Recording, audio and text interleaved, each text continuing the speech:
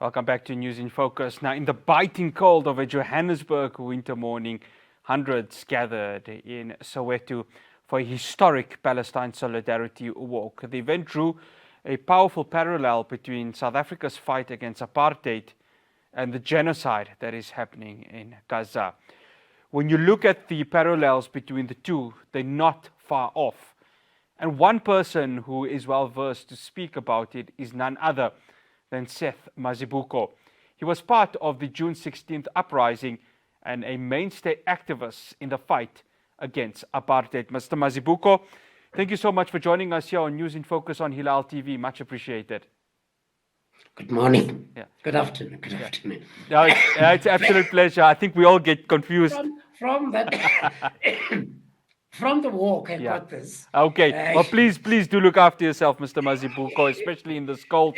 But I want to start off with the momentous occasion that this walk was, because obviously Soweto is the hub of where so much of the struggle against apartheid had happened, especially within the Gauteng province. What happened on Saturday, how powerful was that moment for that morning on June the 21st, 2025? It just had to be powerful because it was holding the voice of the people against inhuman and the practice of total violence. Particularly what touched me, it is that this very walked when we were walking in 1976, when going to the cemetery to bury the young people and children. It is where we were walking. We walked in 1976 from Regina Mundi. In 1976, we would have then passed the mosque, but this time we walked from Regina Mundi to the mosque, indicating the spirit of the people of Gaza and the people of Soweto. I walked there and I was shaken and in tears because I never thought I would make that walk again, where in the middle of the walk is blood, or we are speaking against blood, death of human beings. That alone was such a touch to me, because I had thought when Mandela said, never, never again, he also meant that there is no way that there can be peace in the world with the people of Palestine being still not having their space and their lives in their hands. Now here I am, I find myself having been walk again in that space. And to me, as long as the people of Palestine are not yet free and are still being killed, such walks must never stop. You know, what was interesting, Mr. Mazibuko, is that even now, when we look at the roles churches have played, and of course, Regina Mundi being that very same church, when you go inside, there are bullet holes where students like yourself ran into that very same church to hide away from the apartheid police. You see what's happening in Gaza, you see what's happening in the West Bank. Churches, religious institutions play such a huge role in allowing people to hide away from authoritarian forces. And those parallels are true, aren't they? so much in match. They are saying one and the same thing. They are showing one and the same thing. And the sad part, it is that even the mosque where we went was the mosque that was launched by Mama Winnie Mandela, who actually also came out strongly against what is happening in Gaza, even well before she went to rest. To me, these resemblance speak more than about anything else, but speak to the core of why we should not allow Gaza to be destroyed by those who are promoting injustice, who are promoting apartheid. Soweto should remain the voice of the people of Gaza. And some of us, we would want to stay and become that voice. I said in that meeting when I was asked to speak at the mosque, I said on the 4th of 4th of August,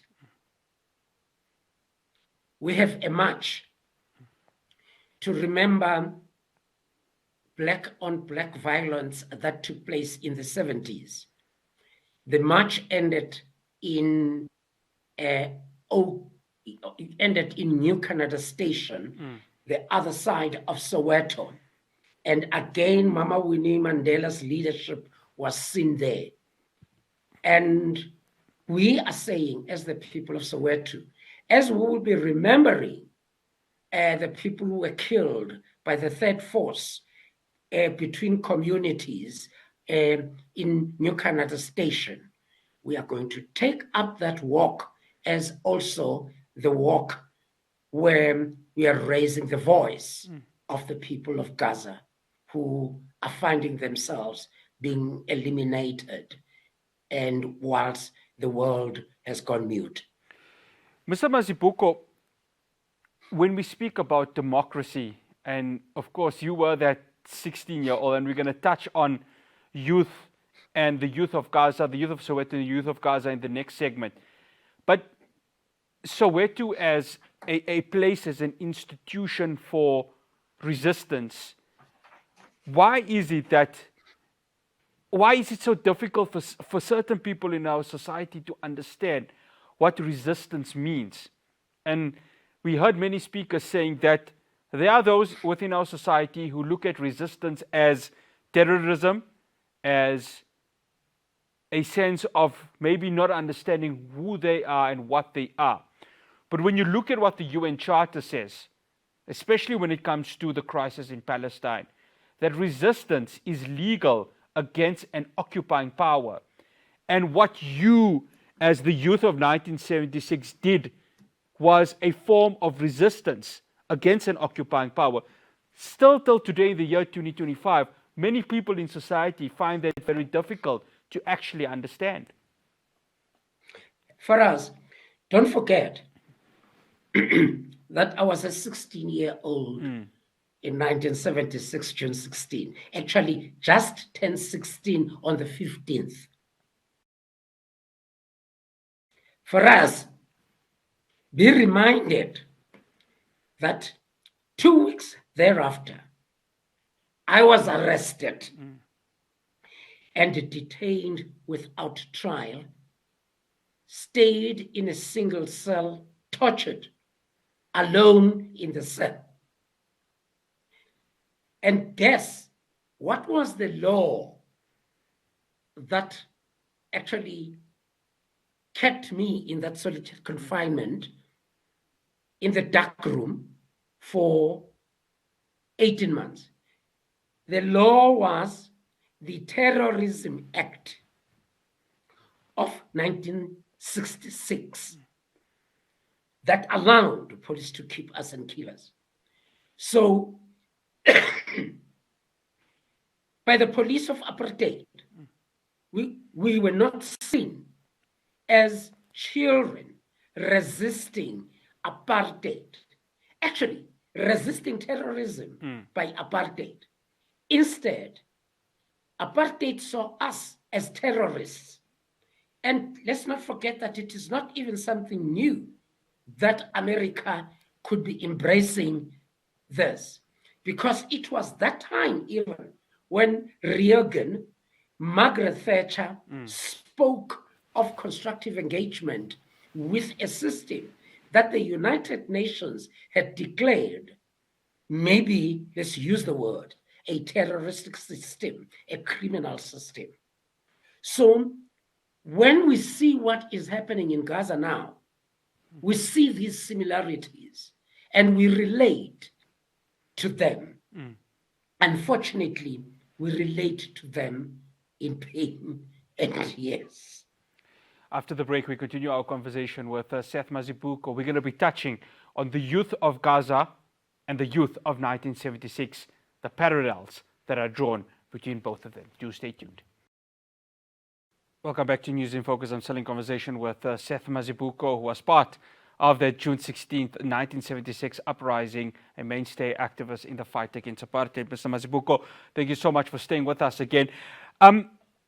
It's 60 to 80% on Israel's genocide in Gaza has women and children to it. And it's the children that are really suffering in terms of Israel's continuous aggression since October the 7th, 2023. Mr. Mazibuko, if you were to go back to the age of 16, and when you look at what is happening to the children of Gaza, there's a pain there that I think nobody can really describe. When you see the images, when you see the starvation that the children are going through, it would take a different type of human not to feel what is happening right now.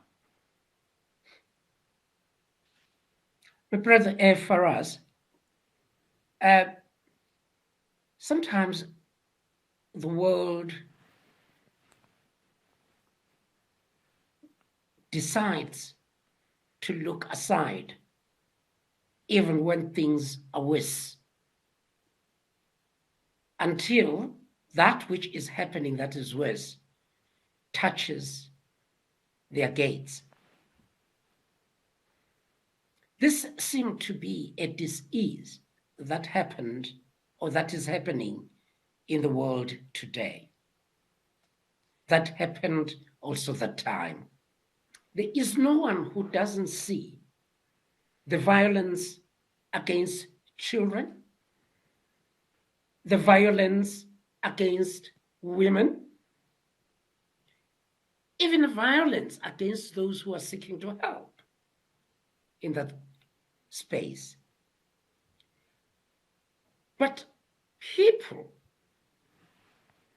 tend to want to play it down and sometimes want to turn these bullets as though these bullets belong to those who are being killed.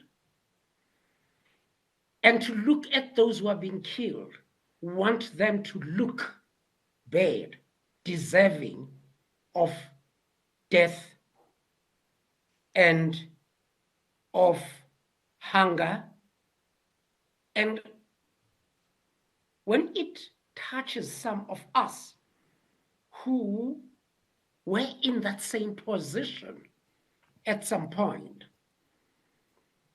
it just doesn't open up wounds, but at the same time, it makes us angry.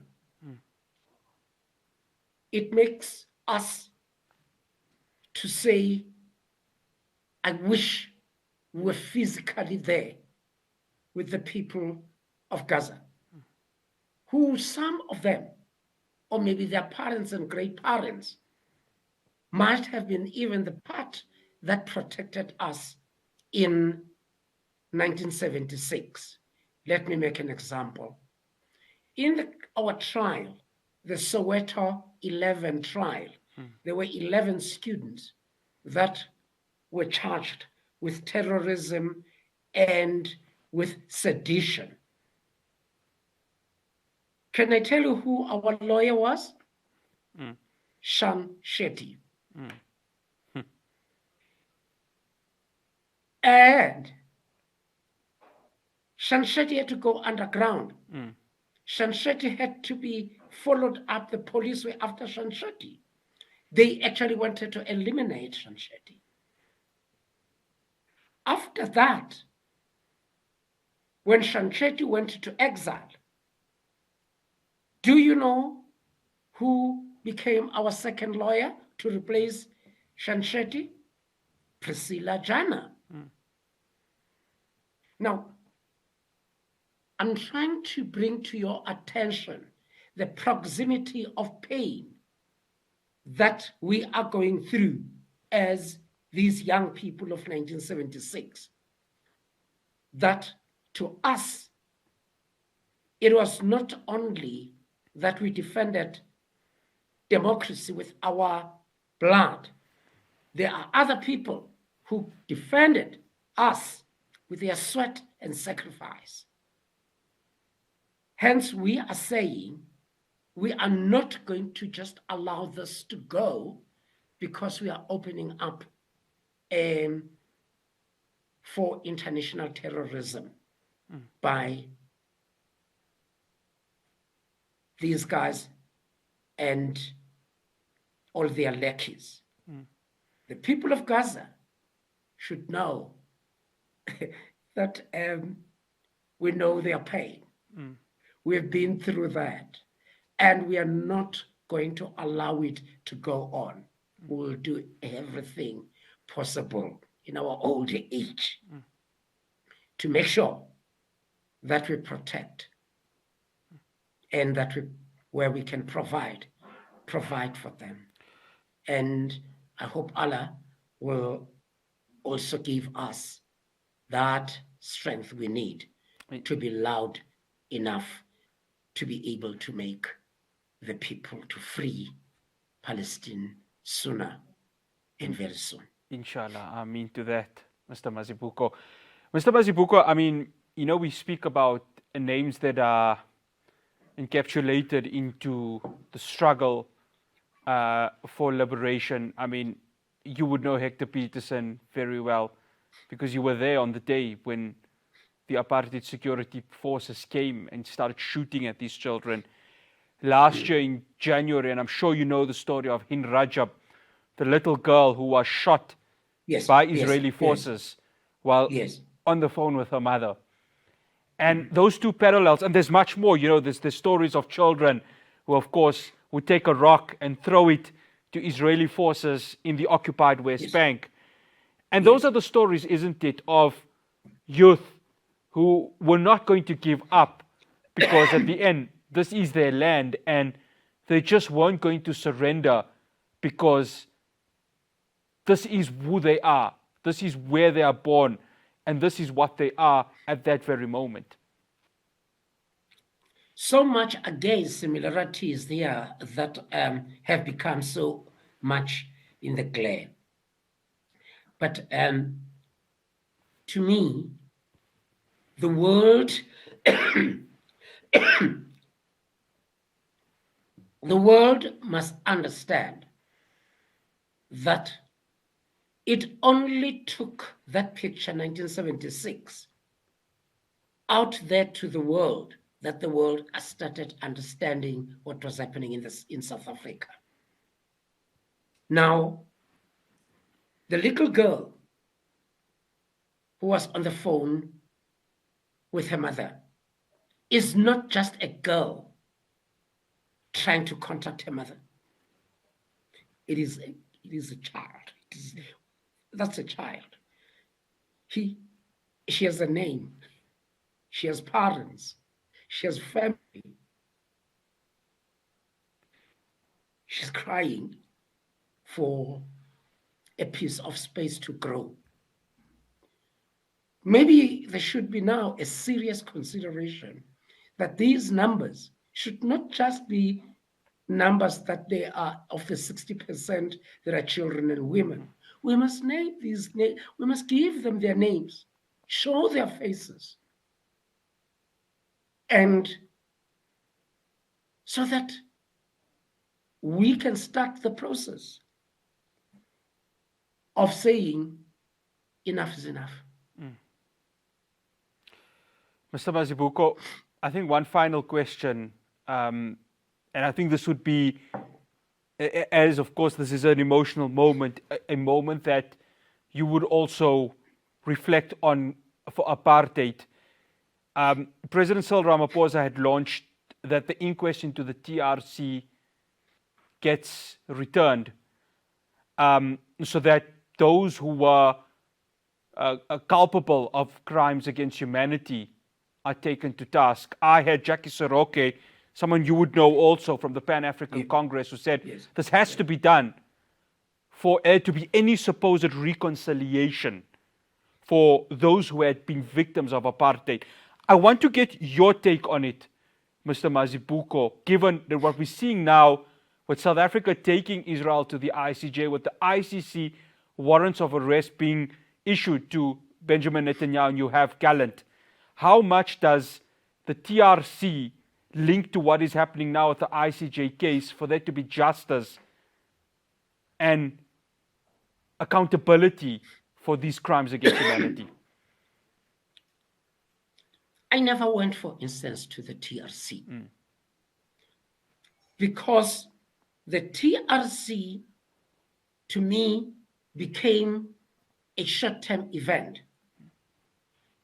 If there is a finding by the International Court that someone must get arrested, that should not just be an event. That someone must get arrested.